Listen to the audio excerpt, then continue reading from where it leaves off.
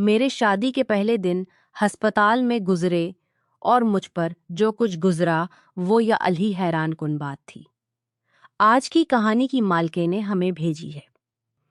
آج کی کہانی کی میرا نام منی ہے۔ آج میں آپ کو اپنی کہانی سناتی ہوں۔ اس سے پہلے نبی کریم صلی اللہ علیہ وسلم پر درود بھیج لیں۔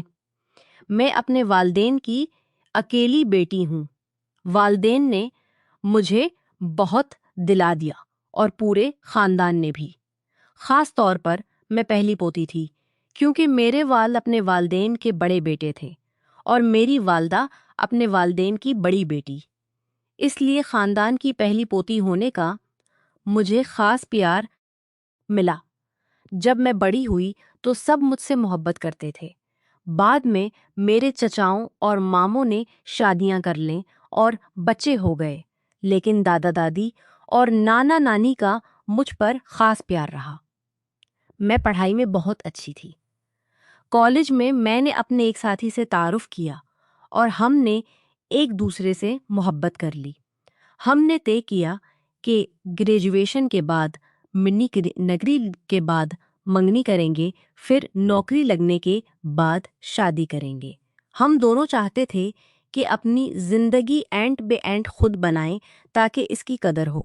ہمارے رشتے کو تقریباً 1 سال ہو چکا تھا کہ مجھے ضمیر کی ٹھوکر لگی۔ میں نے سوچا ہم کب تک یہ رشتہ چھپا کر رکھیں گے؟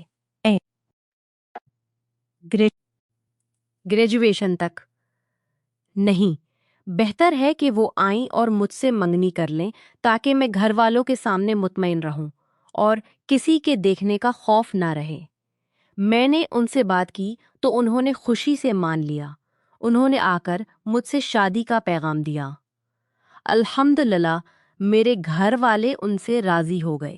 دونوں خاندان میں مطابقت تھی اور کوئی مسئلہ نہیں تھا۔ ہم سب باتوں میں متفق تھے۔ گھر والے ہمیں اپنی زندگی کے فیصلوں میں آزادی دیتے تھے۔ نہ ساس مداخلت کرتی تھی نہ میری ماں۔ منگنی کے بعد ہم نے پڑھائی جاری رکھی اور الحمدللہ گریجویٹ ہو گئے۔ وہ مجھ سے 1 سال بڑے تھے اس لیے انہوں نے مجھ سے پہلے گریجویشن کیا تھا۔ پھر انہوں نے نوکری شروع کر دی جبکہ میں نے اپنا آخری سال گریجویٹ ہوئی۔ اس کے بعد ہم نے بات کی۔ اب وہ کام کر رہے تھے اور میں ابھی نوکری نہیں کر رہی تھی۔ انہوں نے کہا کیا خیال ہے ہم شادی کر لیں، ولمہ کر لیں اور تم میرے ساتھ میری فلیٹ میں آ جاؤ۔ پھر کم از کم 1 2 3 5 مہینے شہدی کے مہینے گزار لیں۔ اس کے بعد اگر تم کام کرنا چاہو تو میں تمہارے لیے نوکری تلاش کروں گا اور اپنی کمپنی میں بھی دیکھوں گا۔ میں تمہیں کام کرنے سے نہیں روکوں گا۔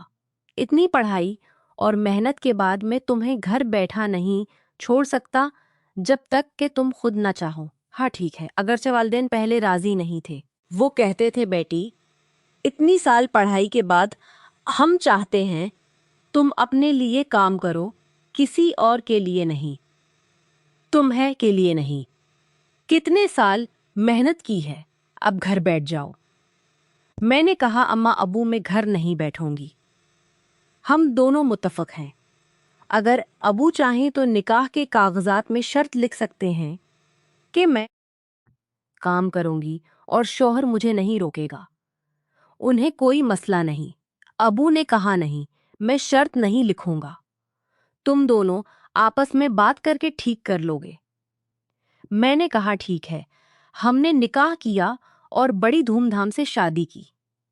میں بہت خوش تھی۔ میں نے اپنے پیارے کو پا لیا تھا۔ ان کے گھر والے بہت اچھے تھے۔ ساس مجھے بیٹی کی طرح دیکھتی تھیں۔ والدین کو بہت دکھ ہوا کیونکہ میں ان کی اکیلی بیٹی تھی۔ گھر خالی لگنے لگا۔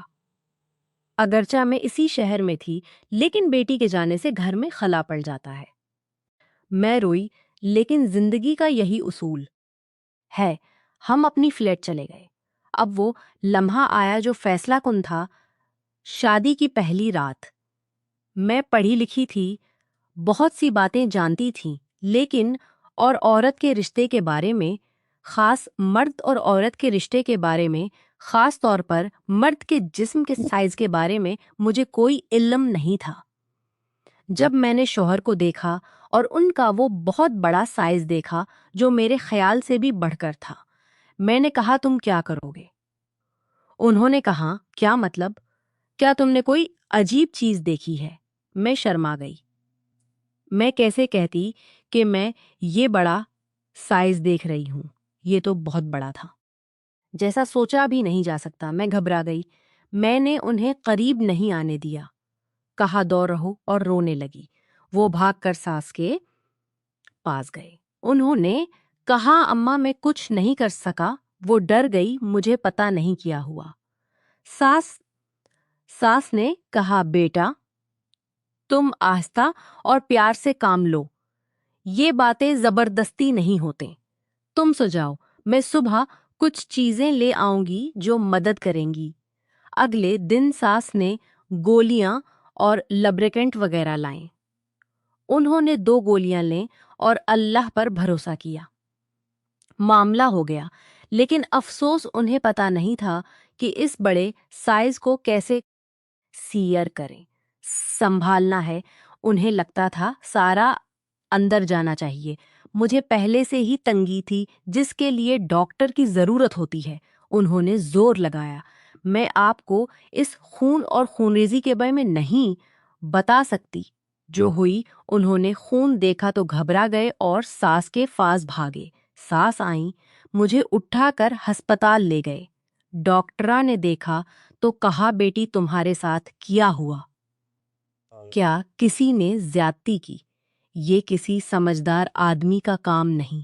میں نے کہا نہیں، یہ میرے شوہر ہیں۔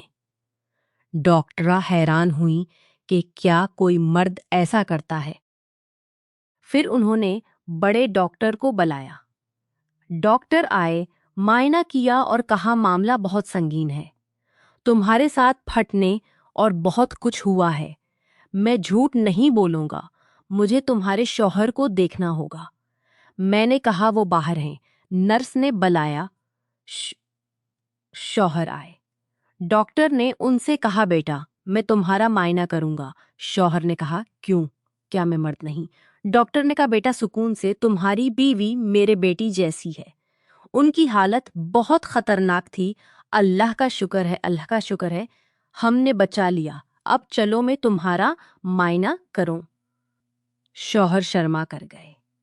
معائنہ کے بعد ڈاکٹر نے کہا تمہارا سائز عام سے بہت بڑا ہے، کیا شادی سے پہلے کوئی تعلق تھا؟ انہوں نے کہا نہیں۔ ڈاکٹر نے کہا اسی لیے تم نے سارا استعمال کرنے کی کوشش کی، یہ غلط ہے، ایک مخصوص حصہ ہی استعمال کرنا چاہیے۔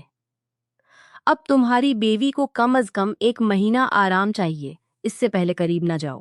والدین آ گئے، ماں رو رہی تھیں، بیٹی میں تمہیں کھو بیٹھتی، اس شادی کو چھوڑ دو، میرے ساتھ گھر چلو۔ ماں بہت پریشان تھیں اور مجھے گھر لے جانا چاہتی تھیں۔ میں نے کہا اماں فضیحت نہ کرو، لوگ کیا کہیں گے کہ میں شادی کی صبح واپس آ گئی۔ ماں نے کہا مجھے لوگوں کی باتوں سے کیا، مجھے اپنی بیٹی سے غرض ہے۔ میں نے انہیں سمجھایا کہ اب میں ٹھیک ہوں، میں اپنی فلیٹ جاؤں گی، کچھ نہیں ہوگا۔ ماں نے بہت ضد کی لیکن آخر کار میں اپنی فلیٹ واپس آ گئی۔ شوہر نے مجھ سے اچھا سلوک کیا۔ وہ معذرت کر رہے تھے، کہتے تھے میں بے تجربہ تھا، آپ میری پہلی ہیں، مجھے پتا نہیں تھا۔ میں جانتا تھا سائز بڑا ہے لیکن نتائج نہیں جانتا تھا۔ اب آپ اس رات کو بھول جائیں، انشاءاللہ جب آپ ٹھیک ہو جائیں گی ہم نئے سرے سے شروع کریں گے۔ میں نے کہا انشاءاللہ، کیونکہ مجھے 1 مہینے کا یقین تھا۔ اس مہینے میں الحمدللہ میں چلنے پھرنے لگی۔ شوہر مجھے باہر لے جاتے، کھانا لاتے، ساس بھی بہت پیار سے آتے، سس بھی بہت پیار سے پیش آتے، کبھی مجھ سے خدمت نہیں مانگتے۔ میں خود کچھ کرتی تو وہ کہتے بیٹی तुम क्यों तंग होती हो, मैं खुद कर सकती हूँ। तुम अपनी फ्लैट में रहो, शौहर के साथ खुश रहो, जब चाहो नीचे आज जाओ बैठने के लिए। अल्हम्दुलिल्लाह मुझे अच्छी सास मिली। ससुर भी मुझसे बेटी की तरह प्यार करते। उनका सिर्फ एक बेटा है और दो बेटियां बैरून मुल्क रहती हैं। मैं उनके लिए बेटी जैसी हूँ। ससुर बाजार से चॉकलेट ले आते। मैं बहुत आराम से हूँ। लेकिन जब महीना ख़त्म हुआ और हम आम जिंदगी की तरफ लौटे तो मसाइल शुरू हो गए।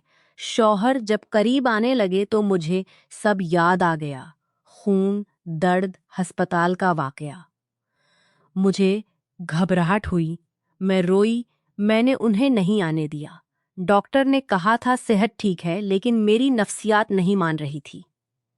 शौहर ने कई रातें कोशिश की, फिर गुस्सा होने लगे। कहने लगे मैंने शादी क्यों की अगर यूं ही रहना है। गुजरा हुआ भूल जाओ, मैं नहीं जानता था। अब मैं अच्छा सलूक करूंगा, अगर तकलीफ हो तो बताना। उन्होंने गोलियां, लब्रिकेंट्स लाने की कोशिश की लेकिन फायदा ना हुआ। लब्रिकेंट्स लाने की कोशिश की लेकिन फायदा ना हुआ। सास आई, बैठे और कहा बेटी जो गुजरा भूल जाओ, अब पहले दिन समझो, सुकून करो। मैं रोई और कहा मैं नहीं कर पा रही। जब वो करीब आते हैं मुझे सब याद आ जाता है। सास ने शौहर से कहा उन्हें माहिर नफ्सियात के पास ले जाओ। उन्होंने ले गए। मैंने सुनाई, डॉक्टर ने अद्वियात दी। अल्हम्दुलिल्लाह मैं बेहतर हो रही हूँ। लेकिन जब शौहर करीब आते हैं तो अब भी डर लगता है। माँ को पता चला तो उन्होंने कहा बेटी तलाक देकर मेरे पास आ जाओ। मैं राजी हूँ। लोगों की बातों से मुझे गर्ज नहीं, लेकिन मैं शौहर से मोहब्बत करती हूँ। सास ससुर के साथ आराम हूँ, लेकिन मैं शौहर से मोहब्बत करती हूँ। ससा अच्छी है, स्वाय इस मसले के हैं। मैंने सोचा और फैसला किया कि मैं अपने शौहर के साथ रहूंगी और इस मुश्किल से लड़ूंगी। माहिर नफ्सियात का इलाज जारी रखे हुए हूँ। शौहर बहुत साबिर और समझदार हैं। वो मुझे वक्त दे रहे हैं और हम दोनों मिलकर अपनी के साथ में बेहतर हो रही हूँ। इस दवाई जिंदगी को दोबारा बनाने की कोशिश कर रहे हैं। मैं उम्मीद करती हूँ आप मुझे अपनी बहन समझेंगे और मेरी कहानी से सबक लेंगे।